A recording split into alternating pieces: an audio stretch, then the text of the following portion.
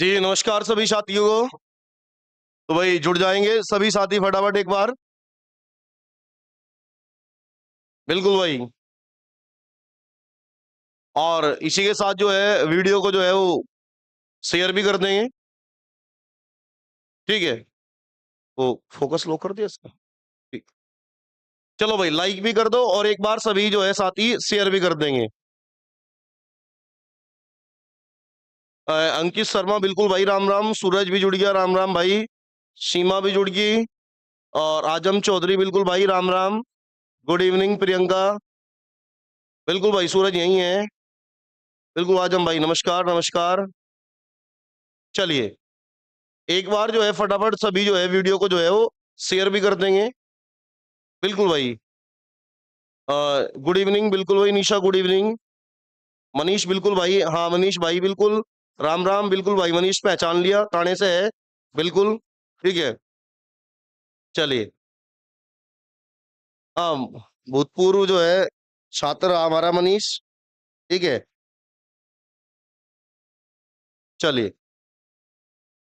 तो देखिए साथियों जैसा कि आप सभी को पता है आज का जो हमारा टॉपिक होगा वो होगा हमारा संसद।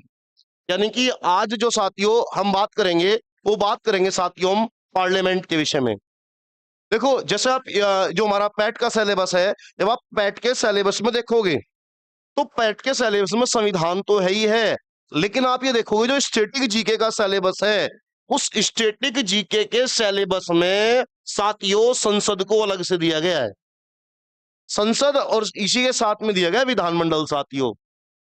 तो आज जो हम पढ़ेंगे साथियों वो किसके विषय में पढ़ेंगे तो संसद के विषय में पढ़ेंगे पार्लियामेंट के विषय में पढ़ेंगे। बिल्कुल भाई आशीष बिल्कुल भाई। ठीक है।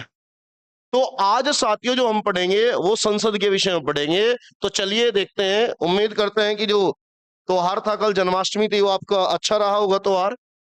ठीक है। चलिए साथियों अगर हम संसद की बात करें तो आप सभी को ये पता होगा कि जो संसद है संसद जो है वो आर्टिकल यानी कि जो अनुच्छेद है अनुच्छेद 79 से लेके 122 तक है।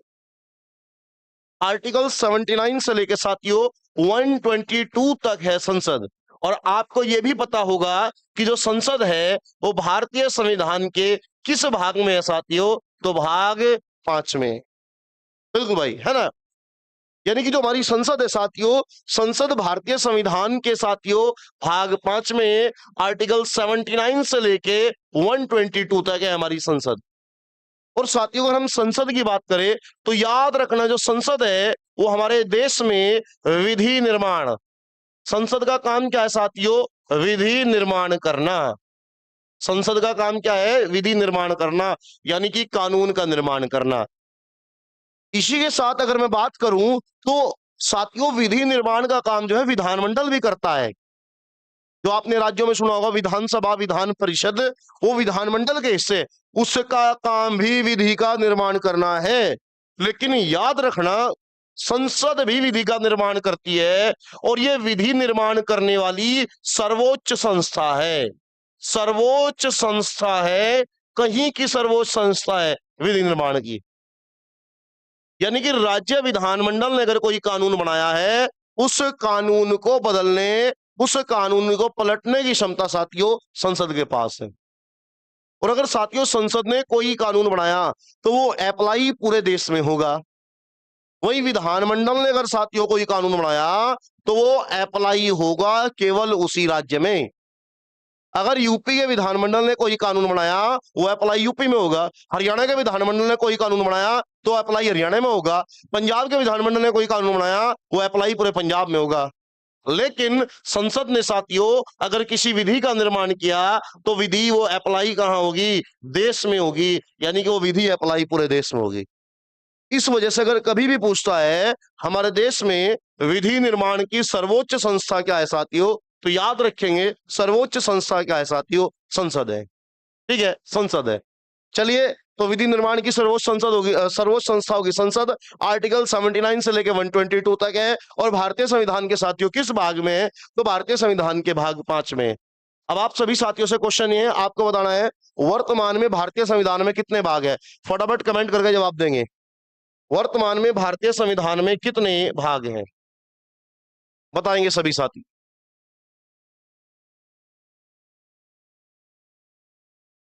सभी साथी कमेंट करेंगे फटाफट और बताएंगे कि भारतीय संविधान में वर्तमान में कितने भाग हैं। जी बिल्कुल भाई, बेहतरीन, बहुत बढ़िया। अनुज, हाँ अनुज का भी जवाब है भाई, बिल्कुल बढ़िया अनुज। सीमा का भी जवाब सही है, 25 है, 25 है। आशीष, आशीष 25, निशा 25, सनया पांडे 22 गलत है। बिल्कुल आशीष, प्रियंका 25, अनिल कुमार 22 गलत है भाई। ठीक है 25 बिल्कुल। भाई भारतीय संविधान में वर्तमान में भाग जो है वो 25 है। और ये क्वेश्चन यूपी पुलिस में पूछा था 2019 वाले एग्जाम में, जो कि आशीष ने जिसका जिक्र भी किया है। मूल संविधान में थे साथियों 25 भाग, वर्तमान सॉरी मूल संविधान में थे साथियों 22 भाग, और वर्तमान में कितने हैं, 25 भाग है। तो यही कारण है कि अगर आप अपडेट नहीं रहोगे तो चीजें भाई गड़बड़ होगी, फिर आपको चीजें जो है वो हार्ड लगेगी, है ना। तो ये याद रखे कि मूल संविधान में 22 थे, वर्तमान में कितने हैं, 25 है। अभी हम भाग नहीं पढ़ रहे, जब हम भाग पढ़ेंगे हम विस्तार से चर्चा करेंगे कि नया भाग कौन सा जुड़ा है और भाग कौन सा हटा है। अच्छा चलो आपसे एक क्वेश्चन और पूछता हूं, फटाफट बताओ। मूल संविधान में 22 भाग थे, अभी कितने भाग हैं, अभी कितने भाग हैं, अभी 25 भाग हैं। मूल संविधान में कितने थे, 22, और अभी बात करें तो कितने हैं, 25। मूल संविधान में जब 22 भाग थे तो बाद में साथियों उसमें 4 भाग जोड़े गए। कितने भाग जोड़े गए, 4 भाग जोड़े गए। कौन कौन सा जोड़ा गया, एक जोड़ा गया था साथियों भाग 4 कै, एक जोड़ा गया था 9 कै, एक जोड़ा गया था 9 कै, और एक जोड़ा गया था 14 कै। और मूल संविधान में कितने थे, 22, तो 4 जुड़ेंगे तो कितने होने चाहिए, 26। लेकिन अभी हमारे पास कितने हैं, 25। आपको ये बताना है वो एक भाग कौन सा है जो हमने डिलीट किया। अरे भाई एक घटाया जब तो हम 25 हुए, नहीं तो 26 हो रहे थे। बताओ भाई।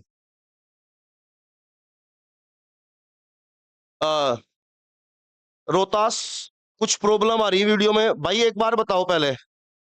इधर से तो सारी चीजें क्लियर है, रोहतास एक बार जो है भाई इंटरनेट चेक कर ले अपना, है ना। बाकी इधर से तो ऑडियो और वीडियो क्लियर है ना। इधर से ऑडियो ऑडियो वीडियो क्लियर है। मैं एक बार टेक्निकल टीम को बोलते हैं, अभी चेक कर लेंगे एक बार, तो वो देख लेंगे ऑडियो वीडियो क्लियर है क्या। चलिए भाई एक बार सभी साथी बता देंगे कि ऑडियो वीडियो क्लियर है या नहीं है। अगर क्लियर है तो आप लिख देंगे एक बार, ओके ओके कर देंगे एक बार।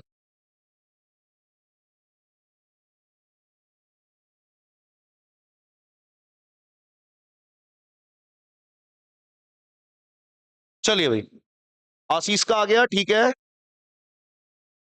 चलो चलो, है ना। तो भाई इधर से बिल्कुल ठीक है, हमने चेक भी करा दिया, है ना। आप एक बार जो है वो अपना जो है इंटरनेट चेक कर लेंगे, थोड़ा इंटरनेट इशू हो सकता है। बिल्कुल भाई, बेहतरीन जवाब है, सभी का जवाब आ गया मोस्टली बच्चों का। आजम का भी जवाब है, सीमा का भी है, आशीष का भी जवाब है, उसके बाद सूरज का भी जवाब आ रहा है, प्रियंका का भी जवाब आया है। बिल्कुल भाई। तो हमने भारतीय संविधान के कौन से भाग को डिलीट करा था, भाग 7, भाग 7 को डिलीट करा था 7वां संविधान संशोधन 1956 के द्वारा। भाई सारी चीजें जो है, सारा खेल रिवीजन का है, और आपको जो कंटेंट दिया जा रहा है उसका खेल है ना। अब जब आपको अगर ऐसा ये चीजें बताई नहीं जाएंगी, ये चीज पढ़ाई नहीं जाएंगी, केवल वही लूसेंट की किताब उठा के और लूसेंट की किताब में से पढ़ा देंगे और पढ़ा कर चला गया मामला, तो भैया मामला तो खराब होगा ही, है ना। चलिए, तो है ना, चीजें मेरे हिसाब से क्लियर हो गई है। चलो, अच्छा, आशीष कह रहा वॉइस इज स्वीट, अरे भाई नहीं, ठीक है, चने के झाड़ पर ना चढ़ा हुआ है, मेरी तो आवाज बहुत ही, ठीक है, इतनी स्वीट नहीं है, ठीक है। चलो, तो साथियों अगर हम बात करें संसद के विषय में, तो जो हमारी संसद है, हमारी संसद के साथियों 3 अंग है। संसद के कितने अंग है साथियों, तो हमारी संसद के 3 अंग है। अगर हम बात करें साथियों, एक हमारा क्या होगा, राष्ट्रपति होगा, और एक हम बात करेंगे साथियों तो हमारी लोकसभा होगी। क्या होगा साथियों, लोकसभा। वहीं दूसरा हमारा क्या होगा साथियों, तो राज्यसभा होगा। क्या होगा साथियों, तो राज्यसभा होगा। यानी कि साथियों अगर संसद के हम पार्ट की बात करेंगे, अंग की बात करेंगे, अगर बात आती है साथियों पार्ट की, तो संसद के कितने पार्ट होंगे? 3 पार्ट होंगे। राष्ट्रपति है, लोकसभा है और साथियों राज्यसभा है। वहीं अगर संसद के साथियों सदन की बात करी जाएगी, किसकी बात करी जाएगी साथियों? सदन की बात, यानी कि हाउस की बात करेंगे, तो हाउस कितने होंगे साथियों? एक होगा लोकसभा और एक क्या होगा साथियों? राज्यसभा होगा। तो आपको इस चीज को भी क्लियर करना है कि वो अंग की बात कर रहा है या वो सदन की बात कर रहा है। अगर वो सदन पूछता है, अगर वो हाउस पूछता है, तो हाउस हमारे दो होंगे, लोकसभा और राज्यसभा। वहीं अगर हम अंग की बात करेंगे, पार्ट की बात करेंगे, तो पार्ट हमारे 3 होंगे, राष्ट्रपति होगा, लोकसभा होगा और राज्यसभा होगा।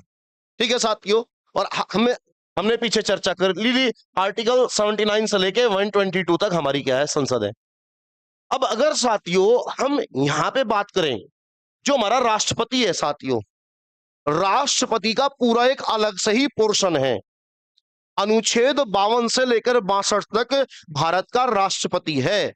वहां पे पढ़ना पड़ता है मैं राष्ट्रपति। राष्ट्रपति संसद का अंग है, लेकिन यहाँ पे जब हम संसद टॉपिक पढ़ते हैं, यहाँ पर राष्ट्रपति के बारे में नहीं पढ़ाया जाता। यहाँ पे केवल किसके बारे में चर्चा करते हैं? हम लोकसभा और राज्यसभा की चर्चा करते हैं। राष्ट्रपति पूरा अलग से एक टॉपिक है, अनुच्छेद 52 से लेके 62 तक है। वही साथियों अगर हम लोकसभा की बात करें, तो लोकसभा जो है साथियों वो है, लोकसभा जो है साथियों वो है हमारा अनुच्छेद 81 में, अनुच्छेद 81 में। वही राज्यसभा की बात करेंगे साथियों, तो राज्यसभा होगी साथियों अनुच्छेद 80 में। और 79 में क्या है साथियों? तो 79 में है संसद। 79 में पूछेगा, अगर खाली ये पूछ रहा कि संसद का उल्लेख किस अनुच्छेद में, तो आर्टिकल 79 होगा। ठीक है। लोकसभा किस में है जी? 81 में है। राज्यसभा किस में है? 80 में है। बिल्कुल भाई, राज्यसभा 80 में है, लोकसभा 81 में है, संसद 79 में। अब अगर साथियों हम आर्टिकल 79 की बात करें, अनुच्छेद 79 की हम बात करेंगे, यानी कि 79 की बात करेंगे, अनुच्छेद 79 आर्टिकल 79 में लिखा हुआ है, संसद का निर्माण, संसद का निर्माण निम्नलिखित,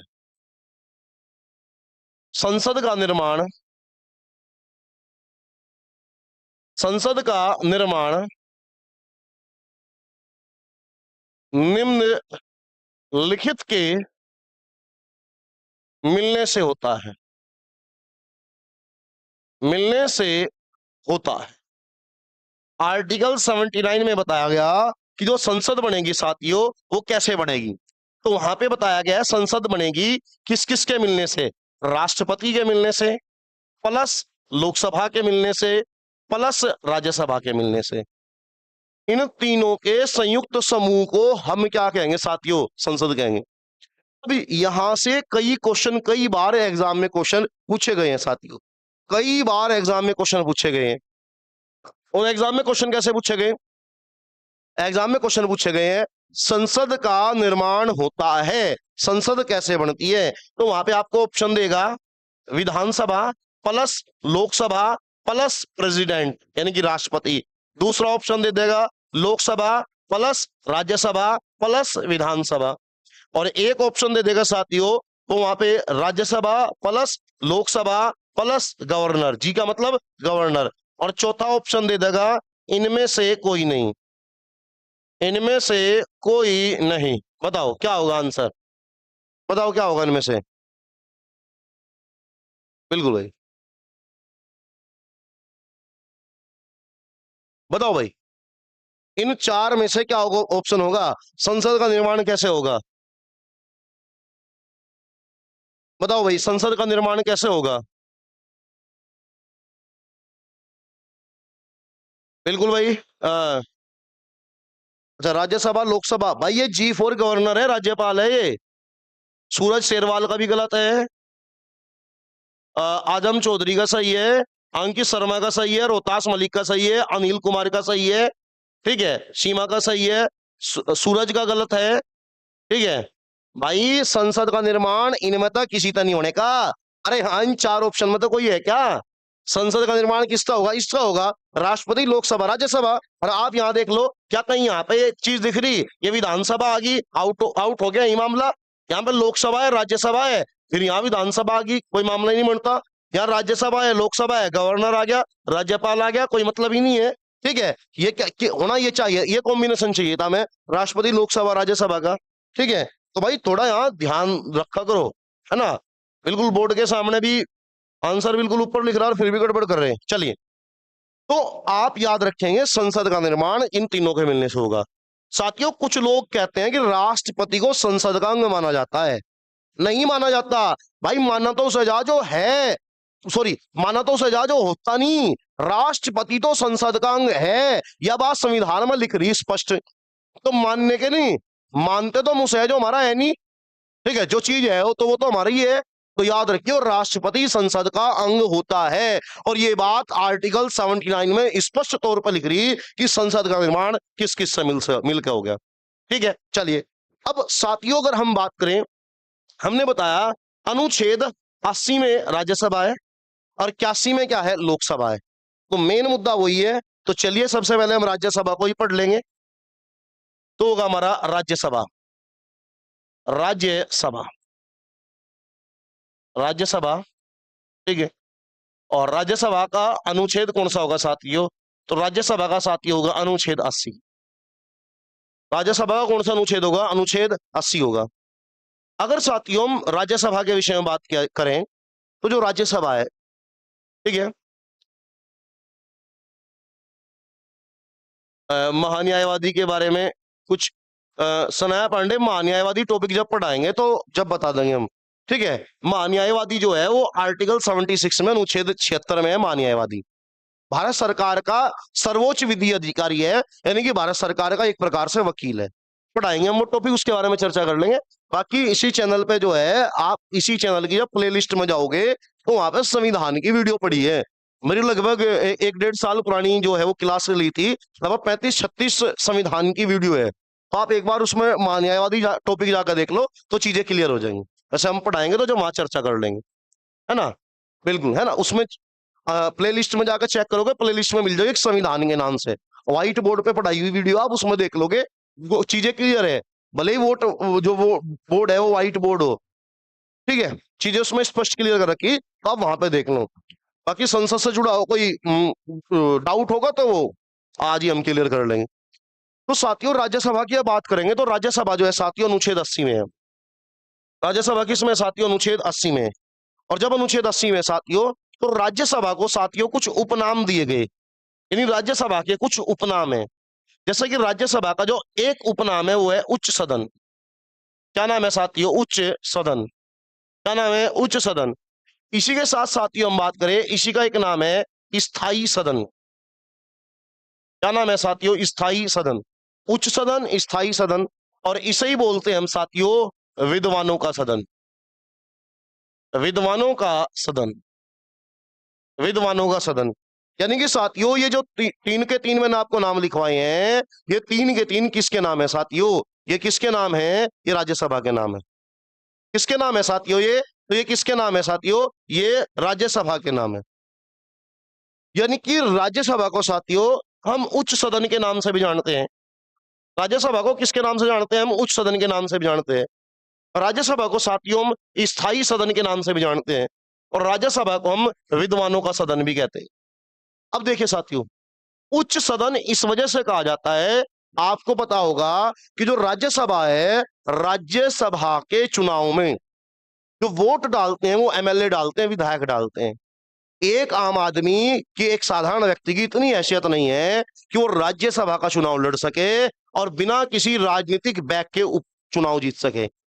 अरे एक साधारण व्यक्ति है, अरे चुनाव जीतने के लिए आपको एमएलए की वोट चाहिए। एक आम आदमी की तो एक एमएलए तक तो पहुंचनी है, अपने क्षेत्र के एमएलए तक तो वो पहुंच नहीं सकता, तो वो राज्यसभा में कैसे पहुंच जाएगा? तो इसलिए हमने कहा उच्च सदन है भाई। ये तो जो उच्च लोग हैं, ठीक है, जिनकी राजनीतिक पृष्ठभूमि है, राजनीतिक बैकग्राउंड है, वे लोग जा पाओगे। अगला हमने कहा स्थायी सदन। स्थायी सदन इसमें कहा साथियों कि राज्यसभा का गठन जब से हुआ 1952 से आज तक राज्यसभा क्या नहीं हुआ? भंग नहीं हुई। यानी राज्यसभा एक ऐसा सदन है जो कभी भंग नहीं होता। उसके बाद बात करें हम विद्वानों का सदन, तो विद्वानों का सदन इस वजह से कहा जा कि राज्यसभा में 12 सीट ऐसी होती है जहां पे अलग अलग क्षेत्रों के लोग आते हैं, जो अलग अलग क्षेत्रों में एक्सपर्ट व्यक्ति हैं, तो इसलिए हमने इसे क्या कह दिया, विद्वानों का सदन कह दिया। तो ये आप याद रखेंगे। इसी के साथ अगर हम बात करें, एक नाम और हम दे सकते हैं साथियों, द्वितीय सदन भी से कह देंगे। क्या कह देंगे? द्वितीय सदन, सेकंड हाउस, द्वितीय सदन। तो ये उपनाम याद रखेंगे भाई, ठीक है। इसके बाद अगर हम बात करें साथियों, तो जो राज्यसभा है, राज्यसभा है, राज्यसभा का चुनाव लड़ने के लिए, है ना, चुनाव लड़ने के लिए जो आपकी न्यूनतम आयु होनी चाहिए वो कितनी होनी चाहिए? 30 साल होनी चाहिए। न्यूनतम आयु कितनी होनी चाहिए? 30 साल। यानी कि साथियों अगर हम न्यूनतम आयु की बात करेंगे राज्यसभा में पहुंचने के लिए, यानी कि न्यूनतम आयु की बात करेंगे, तो वो कितनी होनी चाहिए साथियों? 30 वर्ष होनी चाहिए। कितनी होनी चाहिए साथियों? 30 वर्ष होनी चाहिए।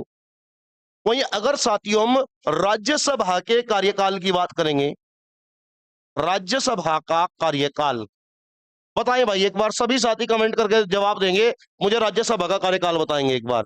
बताइए सभी साथी एक बार, राज्यसभा का कार्यकाल कितना होगा?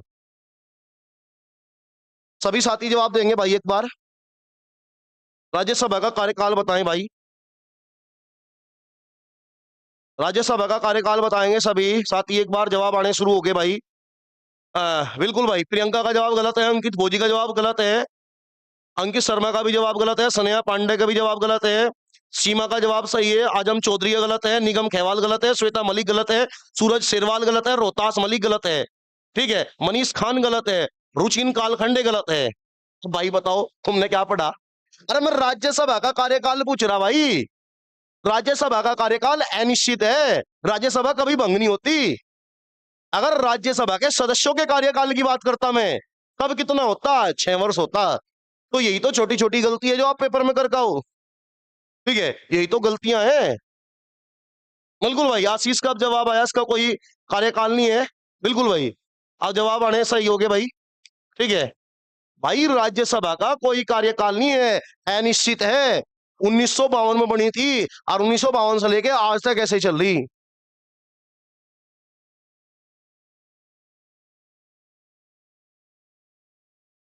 उम्मीद करता हूं भाई। दुष्यंत का जवाब गलत है भाई, दुष्यंत क्या कर रहा, लगी जवाब ला रहा तू 5 साल। चलिए, तो राज्यसभा का कार्यकाल क्या होगा साथियों? तो राज्यसभा के कार्यकाल में हम लिख सकते हैं अनिश्चित, अनिश्चित, राज्यसभा का कार्यकाल अनिश्चित है।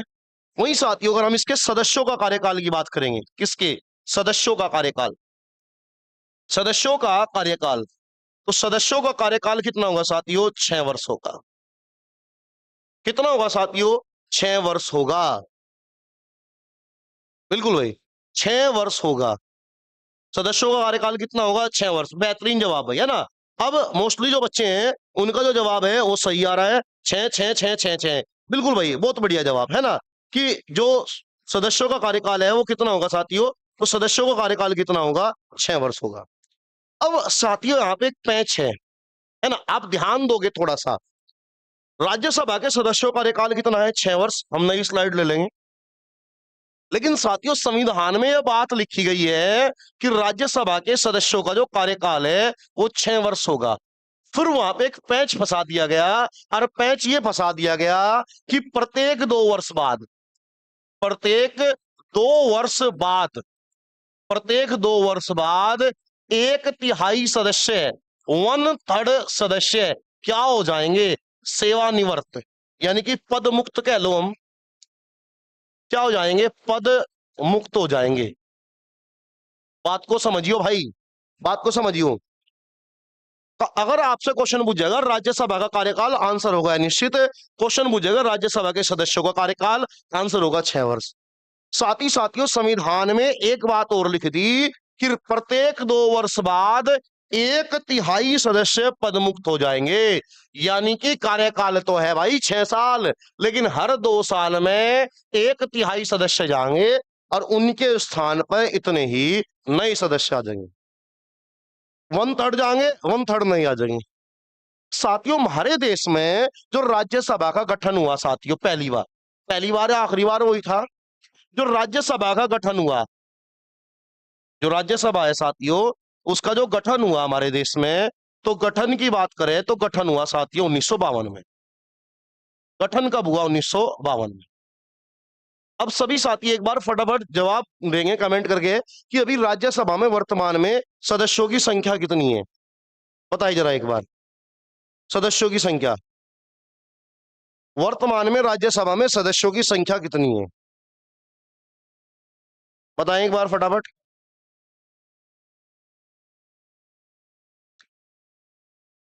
राज्यसभा में सदस्यों का कार्यकाल की सॉरी संख्या, बिल्कुल भाई अंकित शर्मा का जवाब आ गया 245। प्रियंका, रुचिन कालखंडे गलत है भाई, रुचिन में सीटों की संख्या है, मैं वर्तमान सदस्यों की बात कर रहा हूं। निशा 245, आशीष 245, खुशी शर्मा 245, सूरज शेरवाल 245। चलिए भाई साथियों, राज्यसभा में वर्तमान में सदस्यों की संख्या है 245। कितनी है? 245। अब 1952 में पहली बार राज्यसभा का गठन हुआ, यानी देश में राज्यसभा के पहली बार चुनाव कब हुए? 52 में। अब हम मान के चल रहे कि 1952 में कितने मेंबर आ गए? 245। 245 नहीं होते थे उस समय, कम होते थे, उस वो आपको जानने की आवश्यकता नहीं है। अभी हम इसी को आधार मान लेंगे, अभी हम जो है इसी को आधार मान लेंगे, ठीक है। चलिए अब साथियों समस्या ये हुई 1952 में जो राज्यसभा में मेंबर चुन के आगे, ये मेंबर चुन के आगे, इसके 2 वर्ष बाद साथियों वर्ष आया 1954। क्या आया साथियों? 54 आया। अब संविधान में लिख रहा कि सदस्यों का कार्यकाल कितना है? 6 वर्ष, और हर 2 साल में कितने जाएंगे? 1/3 जाएंगे। अब समस्या ये आई कि क्या करा जाए। अरे संविधान में लिख रहा 2 साल बाद कितने जाएंगे? 1/3। अब यहाँ पे जो 52 को यहां भी कितने साल हुए? 2 साल। और संविधान में साथ में एक बात यह भी लिख रही कि कार्यकाल कितना होना चाहिए? 6 साल। तो यहां फंस गया पैंच। जब यहाँ पैंच फंस गया, इस पैंच से निपटने के लिए जो हमारे उस समय के नेतागण थे, जो हमारी सरकार थी, वो एक सिस्टम लेकर आई, और उस सिस्टम का नाम था लोटरी सिस्टम। लोटरी सिस्टम में क्या करा साथियों कि जो 245 मेंबर थे, इन किस इन 245 के 245 मेंबरों की पर्ची डाल दी गई, पर्ची डाल दी गई। और पर्ची डालने के बाद एक बच्चे से 1/3 पर्ची उठवा ली गई। 245 का 1/3 जब करोगे तो आपका लगभग लगभग जो है कितना हो गया भाई? 1/3 हो जाएगा, 3/24 हो जाएगा, 3 एकम 81-82 के आसपास आओगे, लगभग 81-82 के आसपास मेंबर आओगे। 1/3 मेंबर की पर्ची उठवा ली। जिन सदस्यों की पर्ची आ गई उन्हें कहां भेज दिया? घर भेज दिया। कहां भेज दिया? घर भेज दिया। यानी 1954 में 1/3 पद क्या हो गए? खाली। 1/3 पद क्या हो गए? खाली। समझियो भाई, है ना? 1/3 पद क्या हो गए? खाली हो गए। और जब 1/3 पद खाली हो गए, इनके स्थान पे 1/3 ही नहीं ले आए हम। अरे जो सीट खाली हुई उन पर हमने चुनाव करा दिए, तो चुनाव करा दिए तो सीट भरेगी, कोई समस्या ही नहीं हुई। अब उसके बाद 2 वर्ष बाद कौन सा वर्ष आया? 1956 आया। कौन सा वर्ष आ गया? 1956 आ गया। जब साथियों 1956 आया तो फिर वही समस्या, कितने जाने चाहिए? 1/3। तो हमने क्या करा, जो 54 में आए थे इन्हें कुछ नहीं कहा भाई। 54 में जो 1/3 नहीं आए थे इन्हें कुछ नहीं कहा। जो 1952 में 245 में से 1/3 जाने के बाद जो बच्चे थे, उन सारों की पर्ची डलवा दी। और जब सारों की पर्ची डलवा दी, उनमें से 1/3 की पर्ची फिर उठवा दी, और जिन 1/3 की पर्ची उठाई उन्हें भेज दिया घर। उनकी सीट खाली होगी और उनके स्थान पर चुनाव करा के इतने ही नए मेंबर ले आए हम। इतने ही हम क्या ले आए? नए मेंबर ले आए। फिर उसके बाद साथियों कौन सा वर्ष आया? 1958 आया। और जब साथियों 1958 आया तो 1958 में हमें कुछ करने की आवश्यकता नहीं पड़ी। जो 1952 के शेष बचे थे 1/3, वे हमने कहा कब चले गए? वे 1958 में चले गए। यानी कि 1/3 चले गए और 1/3 उनके स्थान पर नहीं आ गए, ठीक है। अरे अब तो लॉटरी की आवश्यकता ही नहीं है। अरे यहाँ लॉटरी डलवा दी, यहाँ लॉटरी डलवा दी हमने। जो 52 में बच्चे जो शेष बचे थे उन्हें आप कितने साल हो गए? 6 साल हो गए, तो उनका कार्यकाल तो ऑटोमेटिक खत्म हो गया। अब इसके बाद आया वर्ष 1960। जब 1960 आया, अब कुछ करने की आवश्यकता नहीं है। जो 54 में आए थे 1/3, उन्हें आप कितने साल हो गए? 6 साल हो गए। उसके बाद कौन सा वर्ष आ गया? 1962 आ गया। जब 62 आ गया तो कोई समस्या ही नहीं है। जो 56 में आए थे उन्हें यहाँ कितने साल हो गए? 6 साल हो गए। तो यही प्रोसीजर जब से और अभी तक ये प्रोसीजर चल रहा। तो इसलिए राज्यसभा कभी भंग नहीं होती। इसीलिए राज्यसभा का कोई निश्चित कार्यकाल नहीं है। राज्यसभा ऐसा सदन है जो कभी भी क्या नहीं होने का, भंग नहीं होने का। ठीक है, बताओ भाई, चीजें क्लियर हुई तो बताओ एक बार, फिर आगे बढ़ते हैं। उसके बाद चीजें क्लियर होगी, चलिए ठीक है, बिल्कुल भाई। यानी कि आप ये देख सकते हो कि 2 बार, एक तो चम्मन में, एक तो क्या चम्मन में, और एक क्या 56 में, 2 बार लॉटरी का सहारा लेना पड़ा, है ना। 2 बार लॉटरी सिस्टम का सहारा लेना पड़ा था। ठीक है, चलिए अब यानी कि हमें राज्यसभा के बारे में पता लग गया। उस सदन है, स्थायी सदन है, विद्वानों का सदन, द्वितीय सदन है, न्यूनतम आयु 30 वर्ष है, राज्यसभा का कार्यकाल निश्चित है, सदस्यों का कार्यकाल 6 वर्ष है। उसके बाद हर 2 साल में कितने चले जाएंगे, 1/3 चले जाएंगे। उसके बाद अगर बात करें हम साथियों राज्यसभा के कुल सदस्यों की बात करें, तो जो राज्यसभा है साथियों, राज्यसभा के जो कुल सदस्य हैं, कुल सदस्य हैं राज्यसभा के साथियों, कुल सदस्यों की संख्या है 250।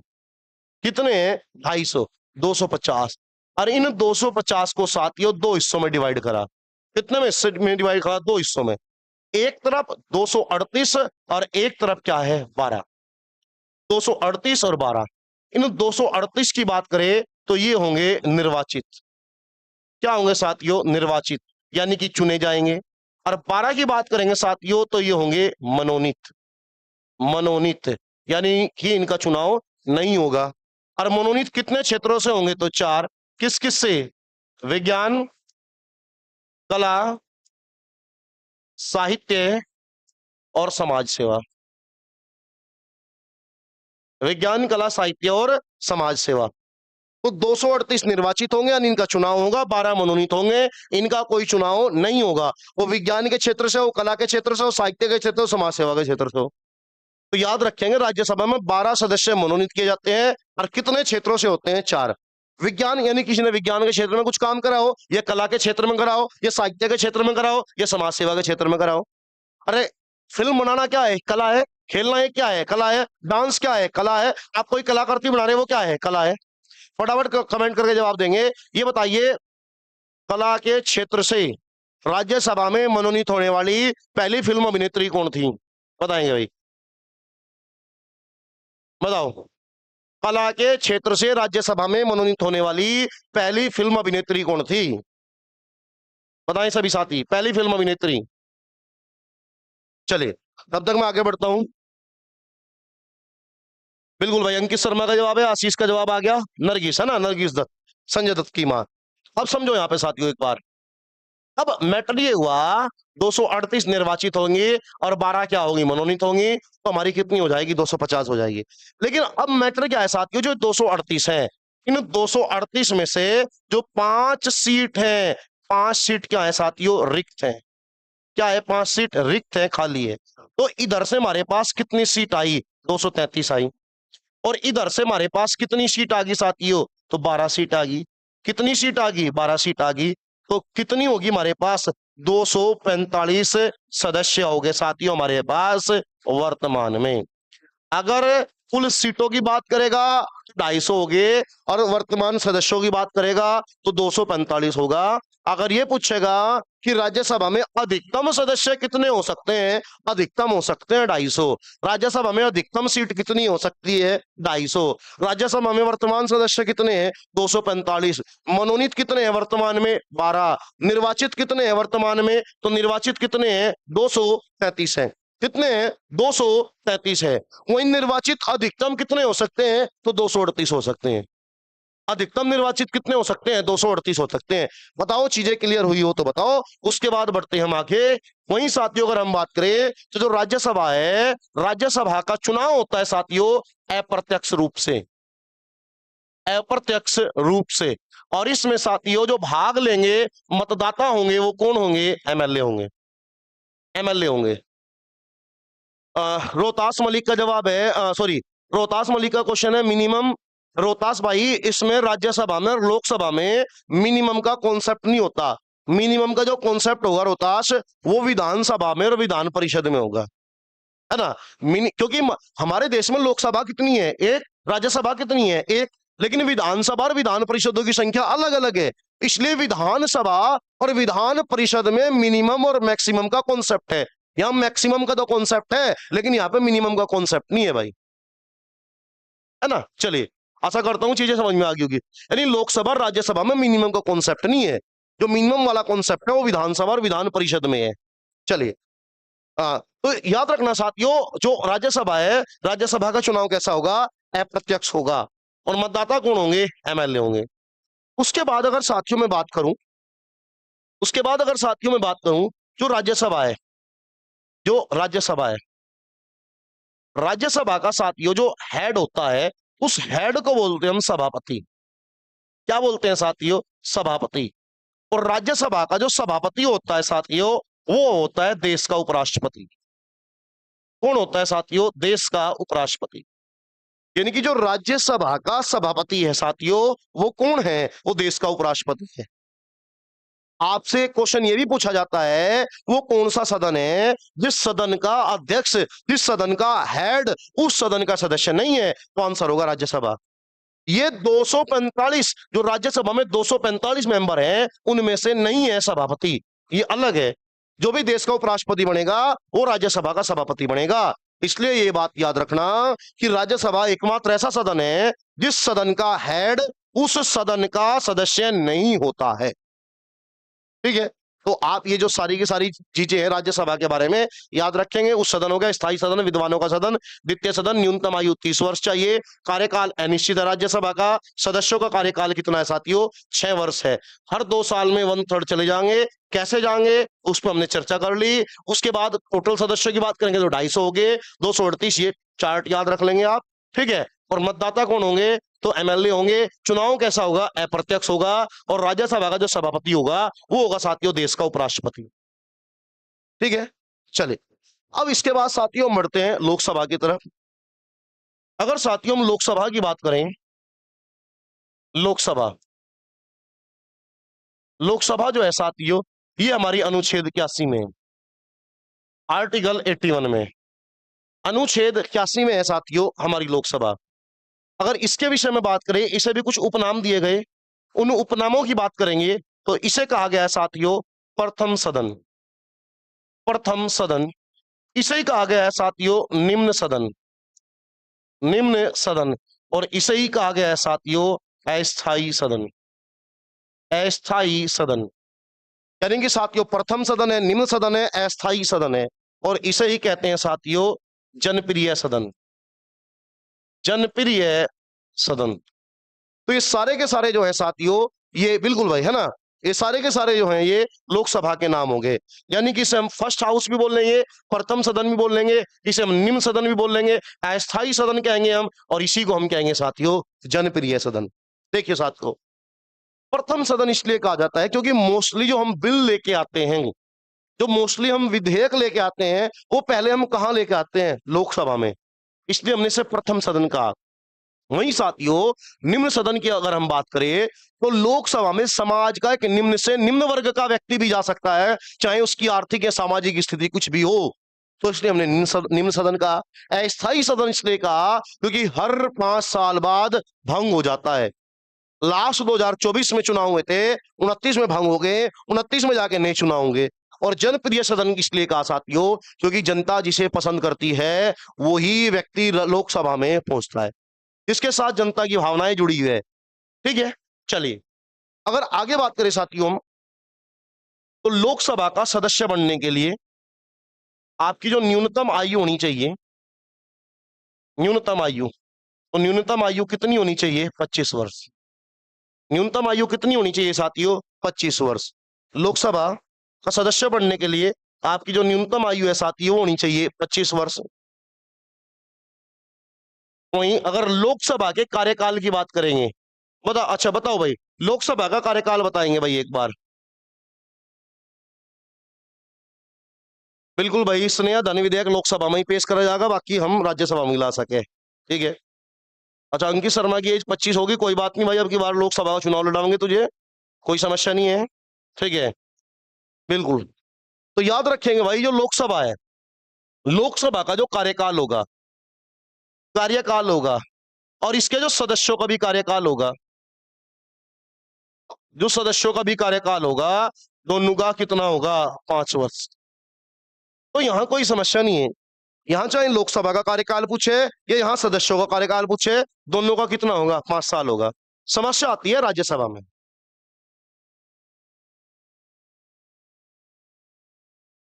समस्या आती है राज्यसभा में, क्योंकि वहां पे दोनों का डिफरेंस है। राज्यसभा का वहां पे अनिश्चित है, और सदस्यों के कार्यकाल की बात करें तो कितना हो जाता है? 6 वर्ष हो जाता है। चलिए, उसके बाद अगर हम निर्वाचन की बात करें, निर्वाचन जो है इसका प्रत्यक्ष होगा। और याद रखना साथियों, जो भी प्रत्यक्ष निर्वाचन होगा, जो भी प्रत्यक्ष होगा, जो भी कौन सा निर्वाचन होगा? प्रत्यक्ष। प्रत्यक्ष में याद रखना, भागीदार कौन होगी? जनता होगी। प्रत्यक्ष निर्वाचन में भागीदार को होगी, कौन होगी? जनता होगी। और इसमें की विधि का प्रयोग किया जाता है, और वो है अग्रता ही विजेता। अग्रता ही विजेता विधि। अग्रता ही विजेता विधि, यानी जो आगे है वही विजेता है, भले ही वो आगे कितनी वोट से हो, वो 1 वोट से हो। अग्रता ही विजेता विधि है। 1 वोट से भी आगे है तो वही क्या होगा साथियों? वही विजय होगा। बिल्कुल भाई, है ना? बिल्कुल डायरेक्ट, बिल्कुल प्रियंका डायरेक्ट है, जनता चुनेगी। बिल्कुल भाई सूरज, ठीक है।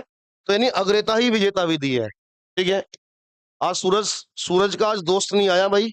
मोहित कहाँ रह गया सूरज आज? मोहित और पीयूष कहाँ है आज? ठीक है। तो याद रखना भाई, अग्रता ही विजेता विधि होगी, यानी लोकसभा में जो आगे होगा, भले ही वो 1 वोट से आगे हो, वही क्या होगा साथियों? वही विजयी होगा। ठीक है। आगे अगर बात करें हम साथियों लोकसभा के विषय में,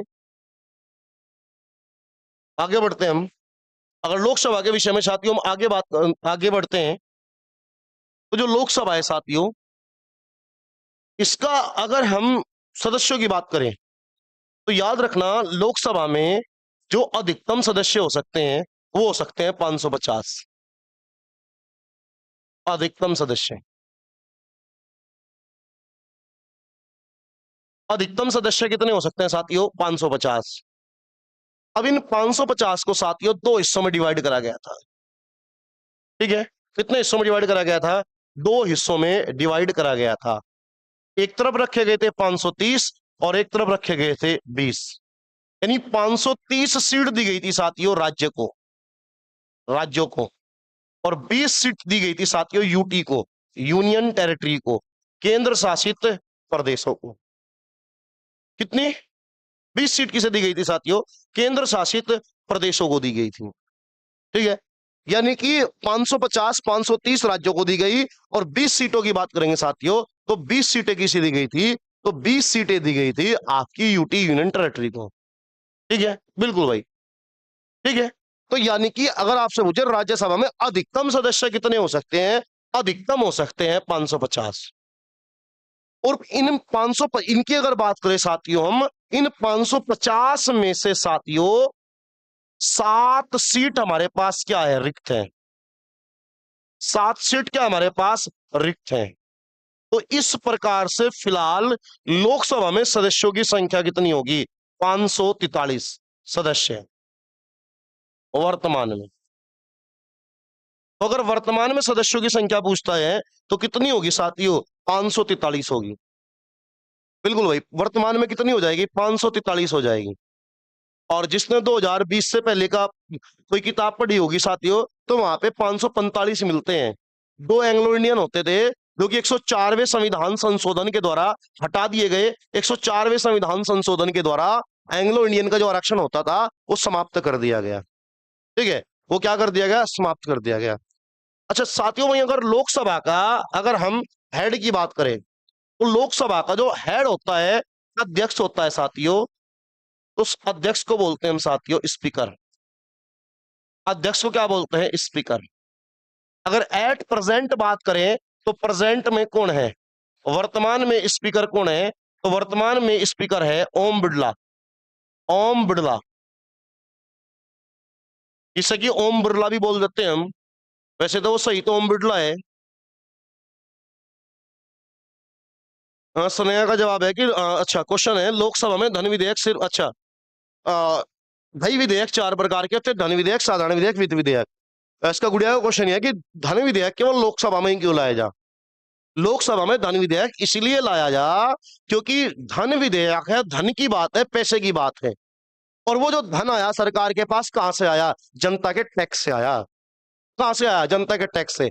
और इन दोनों सदन में, लोकसभा और राज्यसभा में, जनता का सदन कौन सा है? लोकसभा है।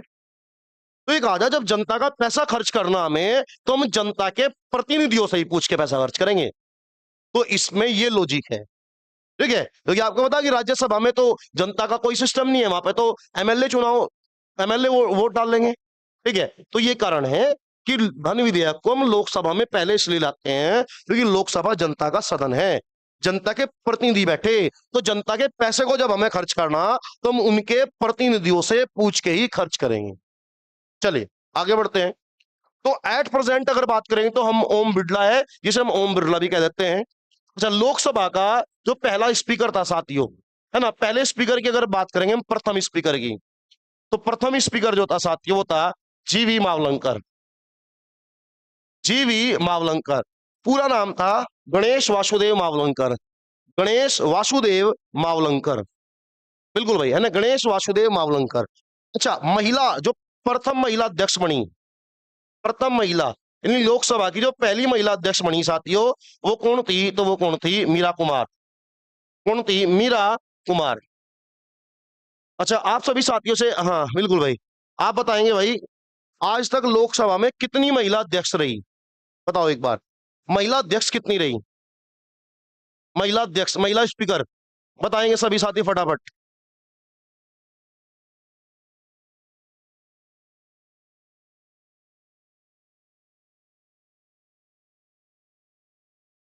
बिल्कुल भाई, सनया पांडे का जवाब सही है, प्रियंका का जवाब सही है, अंकित शर्मा का भी है, बिल्कुल, है ना। तो लोकसभा में आज तक जो महिला स्पीकर रही है कितनी रही है? दो। पहली हमारी कौन थी? मीरा कुमार। और साथियों दूसरी कौन सी थी? सुमित्रा महाजन। सुमित्रा महाजन, जो कि ताई के उपनाम से भी जानते थे हम, ताई भी बोलते थे उन्हें, है ना। तो सुमित्रा महाजन और मीरा कुमार, ठीक है। तो साथियों याद रखेंगे कि जो स्पीकर होता है लोकसभा में, अभी लोकसभा में कितने मेंबर है? 543 मेंबर। जो स्पीकर बनता है वो इन्हीं में से बनता है। 543 जो मेंबर हैं, इन्हीं में से एक व्यक्ति स्पीकर बनता है। बाकायदा इसका अंदर ही चुनाव होता है, लोकसभा के सदस्य ही वोट डालते हैं उसमें। तो याद रखेंगे स्पीकर जो होगा वो लोकसभा के सदस्यों में से ही चुना जाएगा, लोकसभा के सदस्यों में से ही चुना जाएगा। चलिए अब इसके बाद आगे बढ़े साथियों, तो हम बात करेंगे संसद के सत्र की। हम बात करेंगे साथियों संसद के सत्र की। संसद के सत्र, अच्छा आपको ये बताना है एक सत्र से दूसरे सत्र के बीच में कितने माह से अधिक का गैप नहीं हो सकता? बताइए, एक सत्र से दूसरे सत्र के बीच में कितने माह से अधिक का अंतराल हम नहीं रख सकते?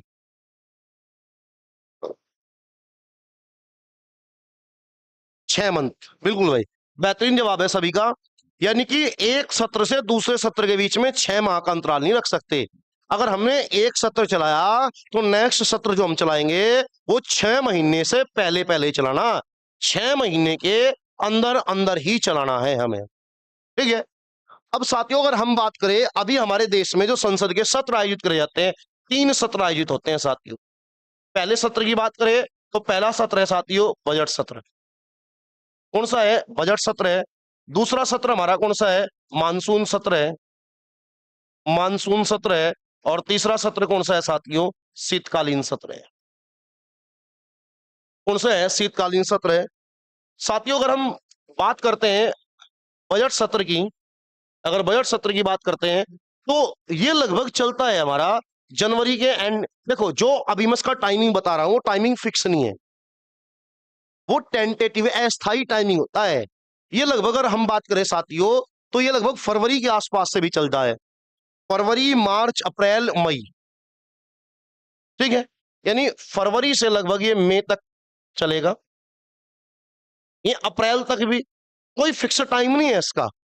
मानसून सत्र की बात करें तो ये चलता है साथियों जुलाई, और जुलाई से लेकर लगभग सितंबर तक।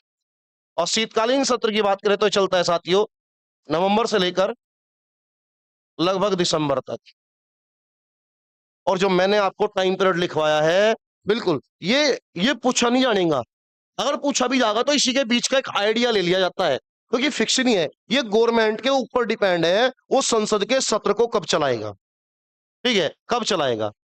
तो 3 सत्र है हमारे, बजट सत्र है, मानसून सत्र है, और कितने कौन सा है साथियों, शीतकालीन सत्र है। याद रखना साथियों, जो सबसे बड़ा सत्र होता है वो कौन सा होता है, बजट सत्र होता है।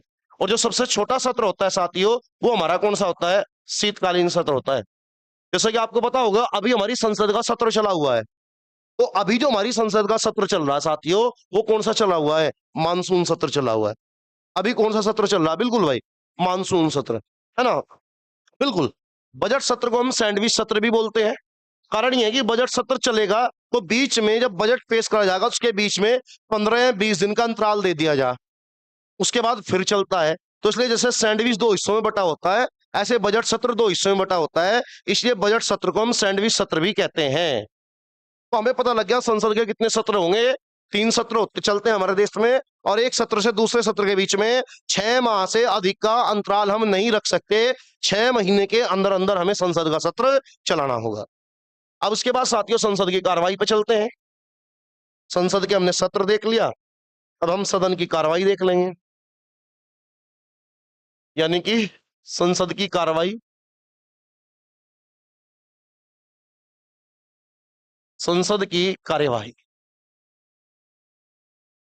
अगर साथियों संसद की कार्रवाई की बात करें तो संसद में जो हमारा पहला घंटा चलता है उसे हम बोलते हैं प्रश्नकाल, प्रश्नकाल। और प्रश्नकाल चलता है साथियों 11 से 12 बजे। दूसरा घंटा होता है साथियों उसे बोलते हैं हम शून्यकाल, और शून्यकाल होता है साथियों 12 से 1 बजे। और 1 से 2 बजे के बीच में जो होता है साथियों वो लंच होता है। ठीक है, इसके बाद फिर कार्रवाई चलती है, लेकिन उसका स्पेशल कोई ऐसा नाम नहीं है। तो आपके लिए केवल 2 ही महत्वपूर्ण है, प्रश्नकाल, शून्यकाल। संसद याद रखना, मानसून हो, बरसात हो, कुछ भी हो, संसद का टाइमिंग है 11 बजे का ही। तो 11 बजे का जब है तो पहले घंटे का नाम दिया गया है प्रश्नकाल, और दूसरे घंटे का नाम दिया गया है शून्यकाल। पहला घंटा 11 से 12 है और दूसरा घंटा है 12 से 1। इन दोनों ही घंटे में साथियों क्वेश्चन पूछा जाता है।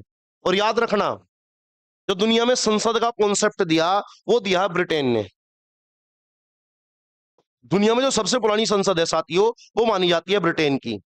तो ब्रिटेन की संसद को कहा जाता है mother of all parliament, mother of all parliament, यानी कि सभी संसदों की जननी, सभी संसदों की जननी। अब हमने भी संसद को जो कॉपी किया है साथियों वो कहां से किया है, वो ब्रिटेन से किया है। तो ब्रिटेन की संसद में के पहले घंटे को प्रश्न आवर बोलते हैं, क्वेश्चन आवर बोलते हैं। तो हमने यहाँ पे प्रश्न काल कर लिया। वहां पे दूसरे घंटे का कोई नाम नहीं है, लेकिन ये शून्यकाल हमने नाम दिया, ये हमारी मीडिया ने नाम दिया। तो याद रखेंगे शून्यकाल या जो 0 आवर है वो किस देश की देन है, बिल्कुल भाई, तो किस देश की देन है, तो भारत की देन है, बिल्कुल। ठीक है, चलिए उसके बाद आगे देखते हैं हम साथियों। संसद में कुछ विधेयक लाए जाते हैं, विधेयक कुछ बिल लाए जाते हैं, संसदीय विधेयक, संसदीय विधेयक यानी कि पार्लियामेंट्री बिल।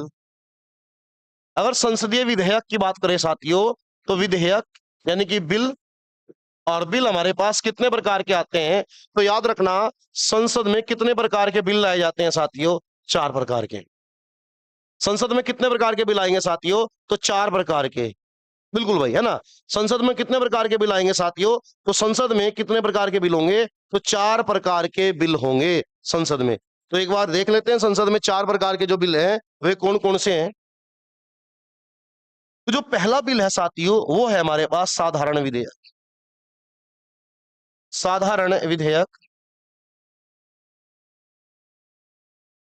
दूसरा है साथियों धन विधेयक,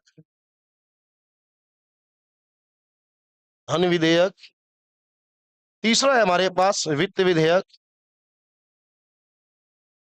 वित्त विधेयक। और चौथा है साथियों संशोधन विधेयक।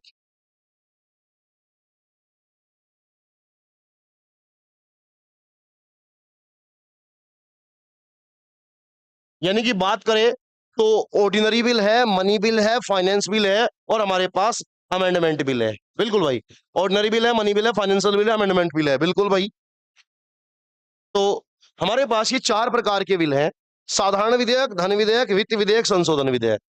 याद रखना साथियों, ये जो हमारे पास ये साधारण विधेयक, वित्त विधेयक और संशोधन विधेयक है, इन्हें हम संसद के किसी भी सदन में पेश कर सकते हैं। हम किसी भी सदन में रख सकते हैं, चाहे तो हम पहले लोकसभा में रख लें और चाहे तो पहले हम राज्यसभा में रख लें। चाहे तो पहले लोकसभा में ले आए हम और चाहे तो पहले साथियों हम इन्हें कहां ले आए, राज्यसभा में ले आए।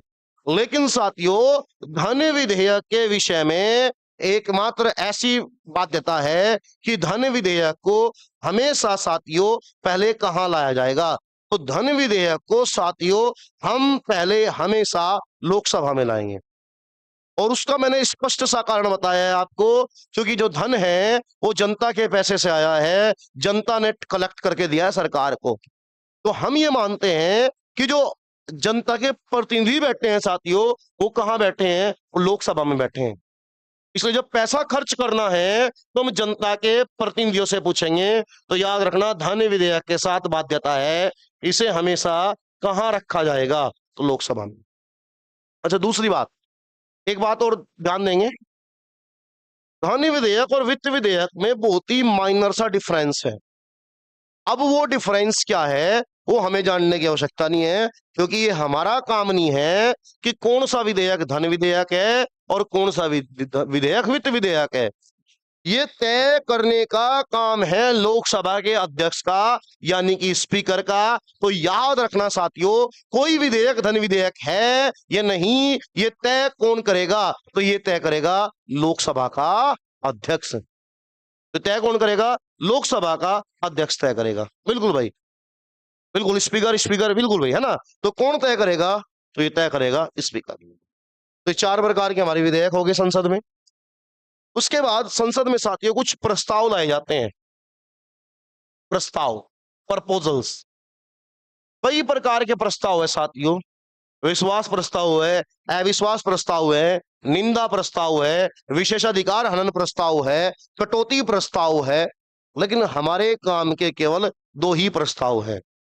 हमारे काम के साथियों केवल दो ही प्रस्ताव है, जिसमें से हमारा एक प्रस्ताव है विश्वास प्रस्ताव और एक हो जाएगा साथियों अविश्वास प्रस्ताव। विश्वास अविश्वास देख लेंगे, केवल एक कुमार विश्वास और एक अकुमार विश्वास।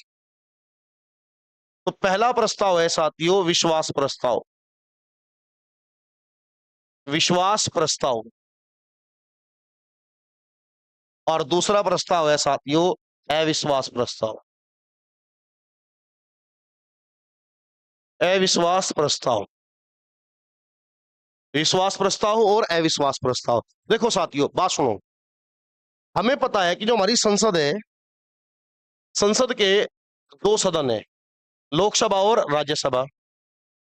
अगर सरकार बनानी है, अगर केंद्र में सरकार बनानी है तो बहुमत कहां चाहिए, लोकसभा में। अभी लोकसभा में मेंबर कितने हैं, 543, यानी कि बहुमत चाहिए इनका आधा, 543 बटे 2 प्लस 1, यानी 50% प्लस 1। जिस भी व्यक्ति के पास इतनी सीट होगी वो सरकार बना लीजिएगा। यानी कहने का मतलब है लगभग 272-73 के आसपास सीट चाहिए, 272-73 के आसपास। अब जैसे 2024 में चुनाव हुए, बीजेपी को लगभग 240 के आसपास सीट मिली। क्या बीजेपी के पास 272 का आंकड़ा था, नहीं था। तो बीजेपी ने गठबंधन करा, से आरएलडी से गठबंधन कर लिया, जेडीयू से कर लिया और कई सारी पार्टी थी, ठीक है। तो बीजेपी ने 272 एमपीओ का आंकड़ा जुटाया और उनका समर्थन पत्र उन 272 एमपीओ के साइन करवा के किसे सौंप दिया, राष्ट्रपति को। और ये कहा जी मुझे क्या दिला दो, शपथ दिला दो। किसकी शपथ, प्रधानमंत्री की। राष्ट्रपति ने देखा कि अच्छा भाई 272 का समर्थन है, ठीक है, शपथ दिला दी उठा के। लेकिन अब समस्या ये है, हो सकता है कि वे 272 लोगों के साइन फर्जी हो, ये जबरदस्ती साइन करवाए गए हो। तो राष्ट्रपति ये कहेगा कि भाई मैंने प्रधानमंत्री बना दिया तुझे, अरे जिस दिन संसद चलेगी, लोकसभा जिस दिन चलेगी, तो लोकसभा में तो एक बिल लेकर होगा, और उस बिल का नाम क्या होगा? विश्वास प्रस्ताव। इस विश्वास प्रस्ताव के पक्ष में 272 वोट गिरनी चाहिए। अगर 272 वोट गिरी तो उसका मतलब सरकार बची रहेगी, सरकार के पास समर्थन है। 272 से एक भी वोट कम होगी, सरकार गिर जाएगी, यानी कि विश्वास प्रस्ताव फेल होगा। तो यानी कि याद रखना, विश्वास प्रस्ताव कहां लाया जाएगा? लोकसभा में। लेके कौन आओगी? सरकार, सत्ताधारी पार्टी, जो सरकार है, सत्ताधारी पार्टी है, वो लेकर आओ। ठीक है, अब आ जाओ अविश्वास प्रस्ताव पे। अगर अविश्वास प्रस्ताव की बात करें साथियों, अब जैसे बीजेपी ने गठबंधन करा अदर पार्टियों के साथ, तो हो सकता है कोई पार्टी ऐसी हो, जेडीयू है, या कोई सी भी XYZ पार्टी ऐसी है जो कल को बीजेपी से अलग हो जा। यानी वो कह रही कि हम तो बीजेपी के साथ है ही नहीं। और जब बीजेपी के साथ है नहीं, तो इसका मतलब बीजेपी के पास बहुमत नहीं है। तो जब बहुमत नहीं है, तो वे पार्टी सरकार को हटाने के लिए लोकसभा में एक प्रस्ताव ला सकती है, और उसका नाम क्या है? अविश्वास। यानी वे ये दिखावेंगी कि सरकार कहीं में चल रही, अल्पमत में। सरकार के पास 272 का जादुई आंकड़ा नहीं है। जब अविश्वास प्रस्ताव आओगा, अब सरकार को ये दिखाना कि तेरे पक्ष में 272 है, अगर एक भी कम हुआ, सरकार गिर जाएगी। यानी अविश्वास प्रस्ताव भी कहां लाया जाएगा? लोकसभा में। कहां लाया जाएगा? लोकसभा में। और इसे कौन लेकर आओगा? विपक्ष लेकर आओगा, जो विपक्षी पार्टी है। कौन लेकर आओगा साथियों? विपक्ष लेकर आओगा। ठीक है, विपक्ष लेकर आओगा। दूसरी बात, मान लो आज बीजेपी के खिलाफ अविश्वास प्रस्ताव लेकर आए हम, आज लेकर आए, सरकार नहीं गिरी, यानी बीजेपी के पास 272 का आंकड़ा है, पता लगा हमारा अविश्वास प्रस्ताव गिर गया, सरकार नहीं गिरी। तो अगर हम एक बार अविश्वास प्रस्ताव ले आए, तो दूसरा अविश्वास प्रस्ताव लाओगे साथियों हम 6 माह बाद। एक बार अविश्वास प्रस्ताव लाते हैं और सरकार नहीं गिरती है, तो दूसरा अविश्वास प्रस्ताव जो लेकर आओगे साथियों, वो कितने माह बाद लाओगे? तो 6 माह बाद ले होंगे। बिल्कुल भाई, प्रियंका का जवाब बिल्कुल, 2 बार 1 साल में। हाँ भाई, वही है, 6 महीने का अंतराल देंगे, बात वही है। ठीक है, अंकित शर्मा 6 मन 6 मन 6 मन। ठीक है, तो हमारे काम के 2 ही प्रस्ताव थे, अविश्वास प्रस्ताव और विश्वास प्रस्ताव। अब साथियों, अगर हम बात करें, हमारी संसद में कुछ समितियां हैं, तो मेन जो है समितियां, उन्हें देख लेंगे। कुछ संसद में कुछ समितियां पाई जाती है, उन समितियों की बात कर लेंगे। ठीक है, तो उन्हीं में एक समिति है साथियों, लोक लेखा समिति। लोक लेखा समिति। अब कुछ नहीं है इस समिति, बस इतना याद रखो, इसमें कितने मेंबर हैं? 22। कितने सदस्य हैं? 22 हैं। 22 सदस्य हैं, जिसमें से 15 सदस्य आते हैं लोकसभा से, और 7 सदस्य आते हैं राज्यसभा से। और 15 7 कितने होंगे साथियों? तो 22 हो गए, है ना। बाकी और इसके बारे में कोई ऐसी खास विशेष नहीं है, सबसे पुरानी समिति है वैसे, पर इतना ज्यादा पूछा नहीं जाता। ठीक है, चले। उसके बाद अगर साथियों हम बात करें, उसके बाद एक होगी हमारी प्राक्कलन समिति। नंबर 2 समिति होगी प्राक्कलन समिति।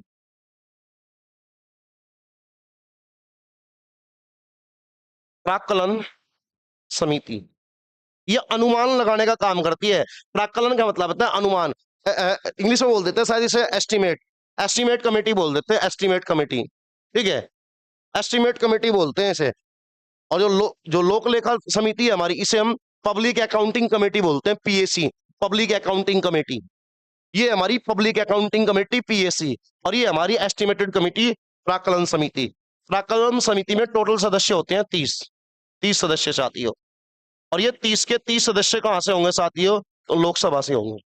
कहां से होंगे? लोकसभा। बिल्कुल भैया ना, प्रियंका ने जवाब दे दिया, एस्टिमेट कमेटी, बिल्कुल।